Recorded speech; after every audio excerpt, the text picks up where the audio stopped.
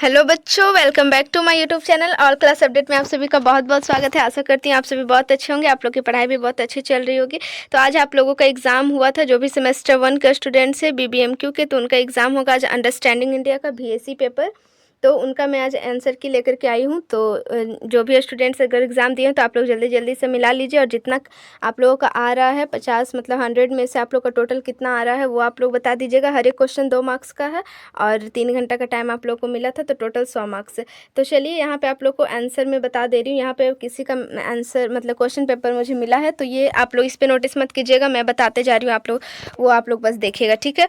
तो यहाँ पे देखिए फर्स्ट का है, what is the type of climate experience in India, Bharat में किस प्रकार की जलवायु पाई जाती है। तो 1 का आंसर आप लोगों का होगा ऑप्शन नंबर बी, उष्णकटिबंधीय जलवायु, मानसूनी जलवायु, ठीक है। अब क्वेश्चन नंबर 2 है, Punjab and Haryana receive the rainfall in the winter from the, सर्दी में पंजाब एवं हरियाणा बारिश कहाँ से पाते हैं। तो इसका राइट आंसर होगा वेस्टर्न डिस्टर्बेंस, मतलब कि पश्चिमी विक्षोभ, इसका right answer option number C is the correct answer.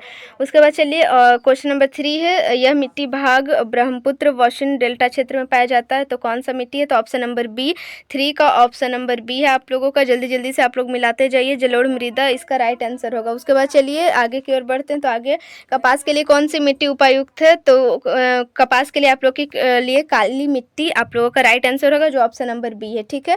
तो क्वेश्चन नंबर 4 हो गया। क्वेश्चन नंबर 5 है, इन विच ऑफ द, किस वन में पेड़ सदाबहार, अभेद्य तथा जल प्रतिरोधक होते हैं। तो इसका होगा ट्रॉपिकल एवरग्रीन फॉरेस्ट, उष्णकटिबंधीय सदाबहार वन, जो कि ऑप्शन नंबर ए में है। तो 5 का ऑप्शन नंबर ए आप लोगों का राइट आंसर होगा। आप लोग स्पीड भी कर सकते हैं, स्पीड करके आप लोग देखिए, जल्दी जल्दी आप लोगों को पता चल जाएगा आंसर की। तो 6 का है, which of the following states in India do not share border with Bhutan. तो भूटान के साथ कौन अपनी सीमा साझा नहीं करता। तो इसका राइट आंसर होगा आप लोगों का, यहाँ पे आप लोग देख लीजिए, बिहार। बिहार इसका राइट आंसर होगा। कितना क्वेश्चन नंबर क्या है, 6 का option number B is the correct answer, ठीक है। अब क्वेश्चन नंबर 7 की ओर बढ़ते हैं। तो क्वेश्चन नंबर 7 देख लीजिए क्या है, which district has list percentage of geographical area under forest इन झारखंड।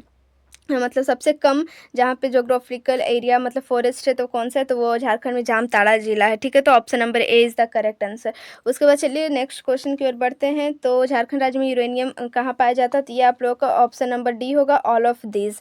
चूँकि यहाँ पे ऑल ऑफ दिस है, तो आप लोग समझ ही सकते हैं इसका right answer all of this होगा। उसके बाद चलिए क्वेश्चन नंबर 9 की ओर। तो बोकारो का इस्पात कारखाना किस देश के सहयोग से बना। तो इसका मैं अभी कंफर्म नहीं हूँ इसका आंसर, इसलिए मैं अभी आप लोगों को नहीं बता रही हूँ। इसका मैं अगर मुझे जैसे ही कहीं से पता चलता है, जैसे ही मैं जानूंगी तो आप लोग के लिए पिन कर दूंगी, वो आप लोग देख लीजिएगा, ठीक है।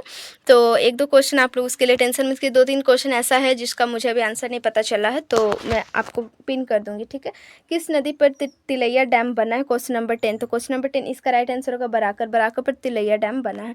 उसके बाद चलिए क्वेश्चन नंबर 11 की ओर बढ़ते हैं। तो चोलों द्वारा बनाया गया प्रसिद्ध मंदिर कौन सा था। तो इसका राइट आंसर होगा ऑप्शन नंबर डी, बृहदेश्वर मंदिर, तंजावुर, ठीक है। Option number D is the right answer. Question number 12 है, the famous literary work Rajatarangini was written by. तो ये किसके द्वारा लिखा गया था, कल्हन, कल्हन के द्वारा राजतरंगिनी लिखा गया था। तो ये आप लोगों का बी इसका राइट आंसर होगा 12 का। 13 का देखते हैं, अर्थशास्त्र किसने लिखी थी। तो आप लोगों को पता है कौटिल्य, कौटिल्य और चाणक्य में कोई फर्क नहीं, दोनों कौटिल्य या तो चाणक्य जिन्होंने अर्थशास्त्र लिखा था। तो कौटिल्य नहीं ऑप्शन में, तो चाणक्य आप लोग का राइट आंसर 13 का ए। उसके बाद चलिए क्वेश्चन नंबर 14 की ओर बढ़ते हैं। तो इंडिका किसके द्वारा लिखी गई थी, 14 नंबर क्वेश्चन है ना। तो इसका आप लोगों का option number B is the right answer, Megasthenes होगा, ठीक है। उसके बाद चलिए 15 है, झारखंड आधिकारिक रूप में भारत का एक अलग राज्य कब बना। तो इसका मतलब झारखंड कब बना है। तो इसका आंसर आप लोग का 15 नवंबर 2000 होगा। तो ये आप लोगों का राइट आंसर है। उसके बाद चलिए नेक्स्ट क्वेश्चन की ओर बढ़ते हैं। तो झारखंड के पहले मुख्यमंत्री कौन थे, जो कि बहुत ही ईजीएस्ट क्वेश्चन आप लोगों का है आज का पेपर का। तो ये है बाबूलाल मरांडी। और चलिए 17 की ओर बढ़ते हैं। तो किस शहर को झारखंड का औद्योगिक राजधानी कहा जाता है। तो वो है जमशेदपुर, जमशेदपुर है जो औद्योगिक राजधानी कहलाता है। तो option number B is the right answer, Jamshedpur. Question number 18 है, नागपुरी साहित्य, इसका भी आंसर अभी मुझे नहीं पता चला है, क्योंकि जो मुझे जैसा लग रहा है आंसर वो मतलब ऑप्शन में है ही नहीं, ठीक है। तो आप लोग को मैं जैसे पता चलता है मैं कमेंट पिन कर दूंगी, ठीक है। मुंडा जनजाति का सबसे प्रसिद्ध लोक नृत्य कौन सा है, क्वेश्चन नंबर 19। तो इसका राइट आंसर होगा पैक्का, पैक्का इज द राइट आंसर, ठीक है। उसके बाद चलिए नेक्स्ट क्वेश्चन है, which of the following is a traditional musical instrument of Jharkhand. तो कौन सा वाद्य यंत्र मतलब पारंपरिक वाद्य यंत्र है। तो इसका आंसर आप लोगों का होगा ऑप्शन नंबर बी, नगाड़ा इज द राइट आंसर। उसके बाद चलिए क्वेश्चन नंबर 21 की ओर बढ़ते हैं। तो ब्रिटिश शासन के दौरान निम्नलिखित में से कौन सी भारतीय व्यवस्था की मुख्य विशेषता थी?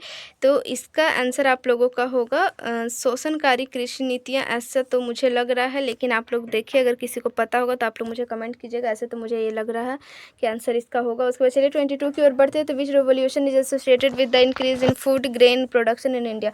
तो खाद्य उत्पादन से रिलेटेड है, तो ये हरित क्रांति इसका राइट आंसर होगा। हरित क्रांति is the right answer, option number B. उसके बाद चलिए नेक्स्ट क्वेश्चन है 23, निम्नलिखित में कौन सा क्षेत्र भारत की जीडीपी में सबसे अधिक योगदान देता है? तो वो है सेवाएं। सेवाएं is the right answer, option number C is the correct answer. चलिए नेक्स्ट क्वेश्चन की ओर बढ़ते हैं। तो झारखंड की अर्थव्यवस्था मुख्य रूप से निर्भर है, तो ये निर्भर है आप लोगों का माइनिंग एंड इंडस्ट्रीज़ पे, मतलब option number C is the right answer. ठीक है, उसके बाद चलिए क्वेश्चन नंबर 25 की ओर बढ़ते हैं। तो भारत में गरीबी मापने के लिए आमतौर पर किस पद्धति का उपयोग किया जाता है? तो इसका राइट आंसर होगा तेंदुलकर कमेटी मेथड। ठीक है, उसके बाद चलिए 26 से, भारत में कौन सा क्षेत्र प्रचंड बेरोजगारी के उच्चतम प्रतिशत का सामना करता है? तो कृषि। कृषि इज़ द राइट आंसर। ठीक है, उसके बाद चलिए नेक्स्ट क्वेश्चन क्या है, भारत में सिंचाई सुविधाओं में सुधार के लिए कौन सा कार्यक्रम शुरू किया गया था? तो इसका option number B is the right answer, प्रधानमंत्री कृषि सिंचाई योजना। चलिए क्वेश्चन नंबर 28 की ओर बढ़ते हैं। तो भारत में प्रमुख पर्यावरणीय चुनौती है, कौन सी चुनौती सबसे ज़्यादा? तो ये तेज़ी से वनों की कटाई और प्रदूषण। प्रदूषण इज़ द मोस्ट, मतलब प्रोबेबिलिटी है कि इसका आंसर है। तो और साथ में तेज़ी से वनों की कटाई है, तो ये आप लोग का राइट आंसर होगा। चलिए उसके बाद 29 है, निम्नलिखित में से कौन सा भारत के विदेशी व्यापार में एक बड़ी चुनौती है? तो इसका आंसर है आप लोग का तेल आयात पर अत्यधिक निर्भरता, over dependence on oil imports. उसके चलिए 30 है, इसका Bokaro steel plant was started during which plan? तो ये थर्ड ईयर प्लान में था, इसका राइट आंसर होगा थर्ड ईयर, जो कि राइट आंसर है। 31 है, which state in India share the border, मतलब कौन सा सबसे अधिक पड़ोसी देशों की सीमा साझा करता है? 31 है, तो इसका राइट आंसर आप लोगों का होगा Arunachal Pradesh. Arunachal Pradesh is the right answer. उसके बाद चलिए नेक्स्ट क्वेश्चन की ओर बढ़ते हैं। तो भारत पूरी तरह से किस गोलार्ध में स्थित है? तो उत्तरी पूर्वी, तो आप लोग जानते ही है, तो उत्तरी और पूर्वी इसका राइट आंसर होगा। क्षेत्रफल के अनुसार भारत का सबसे बड़ा राज्य कौन सा है? तो Rajasthan is the right answer. Rajasthan आप लोगों का राइट आंसर होगा, जो कि ऑप्शन नंबर सी में। ठीक है, चलिए अब नेक्स्ट की ओर बढ़ते हैं। तो भारत के साथ सबसे छोटी स्थलीय सीमा किस देश की है? तो अफगानिस्तान। अफगानिस्तान की सबसे छोटी सीमा रेखा होती है। चलिए उसके बाद नेक्स्ट क्वेश्चन की ओर बढ़ते हैं। तो नेक्स्ट क्वेश्चन है, कौन सी नदी मुख्य रूप से उत्तरी मैदान के निर्माण के लिए जिम्मेदार है? तो वो गंगा ब्रह्मपुत्र। तो ब्रह्मपुत्र नहीं है, तो Ganga is the right answer, option number B is the right answer. 36 है, पश्चिमी घाट में किस प्रकार के वन पाए जाते हैं? तो पश्चिमी घाट में उष्ण कटिबंधीय वर्षा वन पाए जाते हैं, तो ये आप लोगों का राइट आंसर होगा। उसके बाद चलिए 37 की ओर बढ़ते हैं।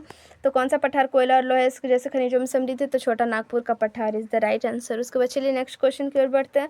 तो भारत का पन्ना द्वीप किसे कहा जाता है? तो अंडमान निकोबार को, जो कि option number C is the right answer है। ठीक है, उसके बाद चलिए नेक्स्ट क्वेश्चन की ओर बढ़ते हैं। निम्नलिखित में से कौन सा राज्य झारखंड की सीमा से नहीं जुड़ा है? तो इसका राइट आंसर आप लोगों का मध्य प्रदेश होगा। Madhya Pradesh, option number C is the right answer. उसके बाद चलिए 40 की ओर बढ़ते हैं। तो झारखंड के पूर्व में कौन सा राज्य स्थित है? इसका राइट आंसर होगा Paschim Bangal, option number C is the right answer. उसके बाद चलिए नेक्स्ट क्वेश्चन देख लेते हैं। तो नेक्स्ट क्वेश्चन है 41, कौन आस्तिक दर्शन है? आस्तिक दर्शन, इसका आप लोगों का सांख्य आंसर होगा। सांख्य इज़ द राइट आंसर। उसके बाद चलिए यहाँ पे चारवाक है, तो इसका आई थिंक आप लोगों का नास्तिक आप लोगों का आंसर होना चाहिए। देखिए क्या होता है, लेकिन ऐसे तो मुझे लग रहा है नास्तिक होगा आंसर। ठीक है, तो आप लोग अगर नास्तिक के होंगे तो सही होगा। ठीक है, चलिए अब नेक्स्ट क्वेश्चन की ओर बढ़ते हैं। तो ये है योग दर्शन के प्रणेता हैं, तो ये है पतंजलि। पतंजलि, ये option number B is the right answer. उसके बाद चलिए नेक्स्ट क्वेश्चन है, चारवाक के अनुसार परमाणु की संख्या है, तो इसका आप लोगों का आंसर 1 है। 1 इज़ द राइट आंसर। ठीक है, चारवाक के अनुसार एक परमाणु की संख्या। उसके बाद है बौद्ध दर्शन में आर्य सत्यों की संख्या। आर्य सत्यों की संख्या है, तो 45 का आप लोगों का ऑप्शन नंबर 4, मतलब d is the right answer.